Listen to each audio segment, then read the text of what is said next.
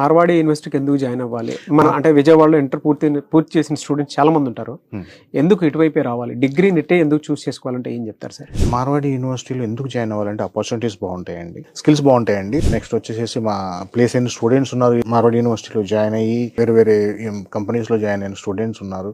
విజయవాడలో మార్వాడి యూనివర్సిటీ యాక్చువల్గా 2 teams work చేస్తున్నాయండి. ఒకటి డైరెక్ట్ టీమ్ అనమాట. డైరెక్ట్ టీమ్ ఏంటంటే యూనివర్సిటీ సెల్ఫ్గా వాళ్ళ హెచ్ఓడీస్, డీన్, వైస్ ఛాన్సలర్స్ డైరెక్ట్గా విజిట్ చేసి ఆఫీసెస్ అనేది ఓపెన్ చేశారు. ఇది డైరెక్ట్ టీమ్ అనమాట. సెకండ్ వచ్చేసి కన్సల్టెంట్స్ కొంతమంది వర్క్ చేస్తారనమాట. మీరు డైరెక్ట్ యూనివర్సిటీ ద్వారా జాయిన్ అయితే మీకు వచ్చే బెనిఫిట్స్ ఏంటి అంటే టోటల్ 4 years అబ్జర్వేషన్ అనేది మీకు ఉంటుంది. సో మీకు అథెంటిక్ అప్రూవల్ ఉంది, అఫీషియల్ అప్రూవల్ ఉంది. Direct this is nothing but Marwadi office అండి. ఓకే, రైట్ ఇన్ఫర్మేషన్ స్టూడెంట్కి వెళ్ళాలి సార్. ఓకే, ఫీజు దగ్గర కన్ఫ్యూషన్ ఉండకూడదు.